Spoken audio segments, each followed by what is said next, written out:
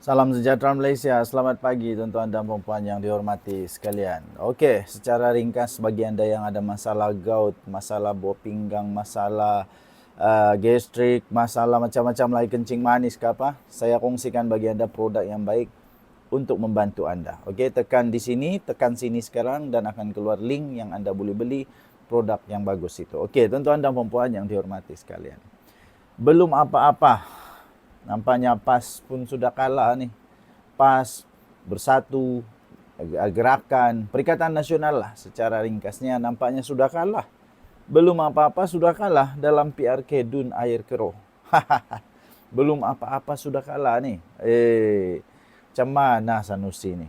Macam mana Sanusi ni? Tak pandai atur kah? Ataupun memang Perikatan Nasional ini memang berebut-rebut sekarang? Belum apa-apa pun sudah memeningkan kepala. Kita tahu UMNO sudah pun memberikan calon tunggal mereka. Calon tunggal satu-satunya calon daripada UMNO yang akan bertanding pada pilihan raya kecil Dun Air Kuning. Dun Air Kuning. Ya, satu-satunya. Manakala untuk Perikatan Nasional, bukan main lagi dengan penuh dengan cukup yakin. Dengan cukup yakin ketua pilihan raya. Ketua pengarah pilihan raya Sanusi Maknor kata apa tahu? Senarai panjang calon sudah diterima. Dia ingat orang syok lah tu. Dia ingat orang syok lah tu dengar senarai panjang. Bagi yang berfikiran optimistik, kita tahu maksud senarai panjang ni adalah satu masalah. Satu masalah. Ya, senarai panjang itu menunjukkan masalah. Masalah apa? Masalah semua mau menang, semua mau berkuasa. Semua mau berkuasa. Ini entah siapa yang mau dorang pilih nanti. Kalau mau kalah pilih Bersatu, confirm kalah. Senang. Kalau mau kalah pilih Bersatu, confirm kalah. Selama ini memang selama ini secara history dan faktanya setiap kali Bersatu tanding memang 90% kalah. Kalah bagilah Bersatu. Masalahnya kalau Bersatu tak tanding, PAS boleh menang di Air Kuning. PAS boleh menang di sana. Bagi Gerakan lah. Bagi Gerakan confirm 100% kalah. Ini masalah. Bila kita lihat memang dari senarai calon yang panjang pun kita sudah tahu bahawa Perikatan Nasional ni susah. Semua orang nak kuasa. Kita boleh tahu bahawa Perikatan Nasional ni memang belum bertanding pun sudah susah. Ini belum berkempen. Belum berkempen. Bila berkempen, di sanalah. Susah payahlah berfikir apalagi isu yang nak dimainkan. Harap-harap tidak lagi lah berfikir selepas ini. Harap-harap PAS, penyokong-penyokong PAS, penceramah-penceramah PAS, harap-harap waktu ceramah kempen kali ini harap-harap PAS tidak memain-mainkan pula isu tunggang menunggang 3R. Harap-harap tidak ada fitnah lagi. Jangan sampai Siti Mastura 2.0 berulang lagi. Tak kisah kena saman, tak kisah fitnah, kata fitnah, yang penting menang. Jangan sampai begitu ya, tuan-tuan dan puan-puan yang dihormati sekalian. Pada masa yang sama, saya ingin menasihati semua pengundi untuk undilah yang betul. Ya? Tak kisahlah kamu mau undi PAS kah, mau undi Bersatu kah, mau undi DAP kah, UMNO kah, PKR kah, tak kisah. Tapi pilih yang boleh bekerja bagi kamu. Bukan yang menang hanya kerana fitnah. Benda ni bukan main-main, tuan-tuan dan puan yang dihormati sekalian. Benda ni bukan main-main. Benda ni betul-betul di tangan anda, ya. Betul-betul di tangan anda. Tuan-tuan dan puan, kenapa agaknya perlu begitu lama untuk senarai calon, ya, daripada Perikatan Nasional. Sedangkan calon lain sudah ada daripada parti lain. Ini membuktikan memang susah. Perikatan Nasional sekarang memang dalam keadaan susah sekarang ni. Semua mau menang. Tapi kalah. Ni, kita tengok dulu dalam pilihan raya umum ke-15 yang lalu, Isyam memperolehi 9,088, ya. 9,088 undi, memenangi Krusidun Air Kuning dengan majoriti lebih 2.000 undi. Nah, beliau menewaskan 4 calon lain daripada Pakatan Harapan yang memperolehi 6.000 saja. Okey, dan daripada Perikatan Nasional 6.000 juga, ya. Tapi Perikatan Nasional di tempat ketiga. Nah, pada pendapat saya memang kali ini pun Perikatan Nasional kalah dengan lebih teruk. Kenapa? Bayangkanlah UMNO dan Pakatan Harapan bergabung. Memang tak ada harapan lagi untuk Perikatan Nasional. Memang tak ada harapan. Okey? Denyo Nadi, Suara Rakyat, bergema di channel ini. Tinggalkan komen anda. Bye-bye. Salam sejahtera Malaysia.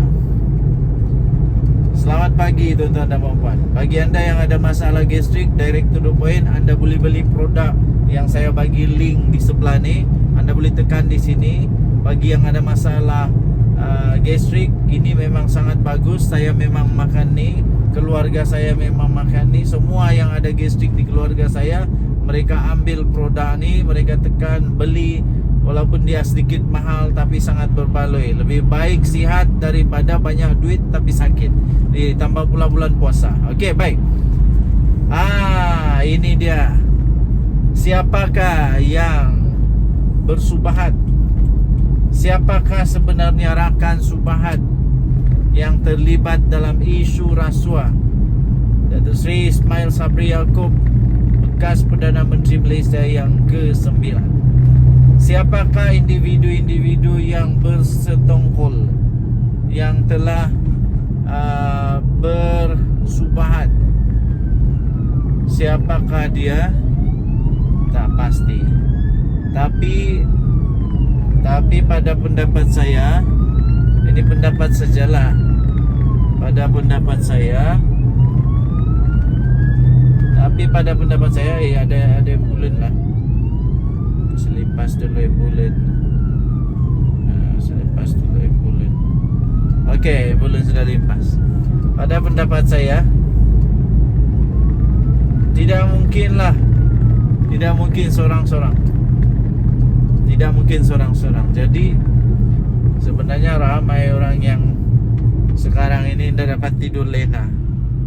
Sekarang sebenarnya ramai sangat ahli politik, ramai sangat mantan menteri-menteri, mantan orang yang berkuasa, mantan timbalan Perdana Menteri kah, mantan menteri kah, yang susah mau tidur. Mesti ada yang susah mau tidur. Mesti ada yang susah mau hadam lah makanan. Sebab kenapa? Teringat, pas ni aku kena panggil. Sampai ada orang cakap, saya nampak berita, tajuk berita di media sosial. Ada yang bilang 14 orang lah, ada yang bilang 12 orang lah, ada yang bilang 10 orang lah, ada yang bilang 8 orang menteri. Ini 13 orang yang bersubahat dengan Datuk Seri Ismail Sabri Yaakob kah. Begitulah. Jadi kesimpulan dia mudah saja bagi saya. Dia kira lah 10 orang kah, 20 orang kah, 3 orang kah, salah tetap salah. Pertama. Kedua, tak kisahlah siapapun manusia itu, salah tetap salah. Jadi menteri-menteri era-era Perikatan Nasional, era-era zaman-zaman Ismail Sabri Yaakob, jangan pula kamu mengelak. Kalau kena siasat, tenang-tenang saja. Seperti kata pepatah, berani kerana benar, takut kerana salah. Kalau memang tak ada apa-apa masalah, lawan sampai menang. Tapi kalau ada masalah, kau lawan macam mana pun kau tak menang juga. Menang tak menang itu belakang cerita. Nanti kena jawab Tuhan lagi tu. Selepas akhirat nanti mau kena jawab Tuhan lagi. Kenapa kau curi uang dan sebagainya, kenapa kau rasuah dan sebagainya. Itu lebih susah lah. Jadi kita tunggu siapakah nama-nama yang bakal disebut lagi. Bakal disebut. Okey, Denyo Nadi, Suara Rakyat, bergema di channel ini. Jangan lupa tekan butang subscribe, like dan share. Bye bye. Salam sejahtera, selamat pagi tuan-tuan dan puan yang dihormati sekalian. Sekali lagi saya ingin kongsikan kebaikan kepada mereka yang ada masalah gastrik. Ada produk yang sangat baik. Tekan saja di mana-mana screen video ini, ada satu paparan di sini. Tekan dan anda akan dibawa link kepada produk untuk sakit gastrik ini. Dengan lebih baik anda akan dapat menahan, dibantu oleh produk ini. Okey, saya memang sudah makan ini, sangat bagus. Okey, so bagi anda yang ada sakit gastrik boleh try ini. Okey, Datuk Seri Anwar Ibrahim akhirnya mengeluarkan kenyataan yang cukup pedas, mencucuk jantung. Dia kata tak baik orang yang sakau duit rakyat, duit negara, kemudian sembunyi pula di rumah. Siapa tu Siapalah manusia tu? Aduh, sudah banyak nih ketahuan nih manusia-manusia yang sakau wang negara, kemudian sembunyi, ketahuan. Dulu Najib Razak pun begitu juga. Kali ini Ismail Sabri Yaakob belum lagi terbukti bersalah dan belum lagi ada apa-apa pun dakwaan. Tenang. Jadi mungkin apa yang disebut oleh Datuk Seri Anwar ini bukanlah tentang Ismail Sabri, tapi mungkin orang lain lah kan, orang lain. Ada juga atuk seorang tu yang sudah tua, krepot tu. Dia pura-pura konon cari duit dekat belakang TV lah, macam-macam lah lakonan dia yang tak syok pun lakonan tu. Jangan pula lepas ni kantoi habis. Saya ada pernah nampak video dia juga. Dia kata apa, anak-anak saya taklah kaya mana, mungkin ada duit lebih sikit lah dari orang, tapi taklah sampai bilion-bilion. Sekalinya SPRM kasih keluar harta milik anak dia, bilion-bilion, baru kantoi habis. Okay. So siapa lagi yang bakal kantoi, saya pun tidak tahu, saya pun tidak pasti. Tapi saya pasti perbuatan ini bukan usaha sendiri. Mesti ada orang support dia, mesti ada orang tolong dia, mesti ada penasihat 25%, mesti ada penasihat yang lain, mesti ada penasihat kah, akan subahat kah. Ya, sebab kalau seorang-seorang rasanya tak jadi. Perlu beberapa orang agaknya lah. Okay, so Datuk Seri Anwar Ibrahim kata memang betul. Bendanya sakau wang negara, simpan pula di rumah. Aduh, sembunyi di rumah pula. Sudah-sudahlah tu. Saya heran betul lah ahli politik begini ni. Gaji sudah besar, allowance sudah besar, masih juga tidak cukup. Sakau juga. Betullah ramai orang yang tidak suka dengan ahli politik. Sebab bila cakap sejak ahli politik, pertama main di fikiran mesti sakau. Walaupun bukan semua ahli politik sakau. Okey, tinggalkan komen anda. Denyut Nadi, Suara Rakyat bergema di channel ini. Jangan lupa tekan butang subscribe, like dan share. Bye-bye. Salam sejahtera Malaysia. Denyut Nadi, Suara Rakyat bergema di channel ini. Sekali lagi secara ringkas, bagi anda yang ada masalah gastrik, yang memang masalah gastrik, saya mau rekomen satu produk makanan gastrik. Makanan orang-orang yang ada gastrik. Saya ada gastrik, banyak keluarga saya ada gastrik. Kami selalu makan benda ni. Dia sangat membantu kami lah. Okay, sangat membantu kami. Tekan di mana-mana screen, selalu tekan sebelah sini lah. Tekan di screen sini dan akan keluar satu link. Anda boleh masuk terus ke link itu, anda beli produk ni dengan diskaun. Sekarang ada diskaun. Oke, so tambah lagi sekarang nih puasa kan sangat-sangat sengsara kalau gastrik tuh. Lebih baik sihat. Jadilah sihat. Oke. Baik. Tiba-tiba saja Mahathir, tiba-tiba Mahathir muncul macam dia sokong Anwar, yo. Macam tiba-tiba dia sokong Anwar. Oh, terkejut saya. Takkanlah tiba-tiba Mahathir bertaubat. Mahathir tiba-tiba baru dia sedar. Mahathir baru dia sedar diri bahwa dia perlu untuk sokong Datuk Seri Anwar Ibrahim. Ataupun takkanlah Mahathir tiba-tiba sekarang sedar, oh aku jangan lawan Anwar.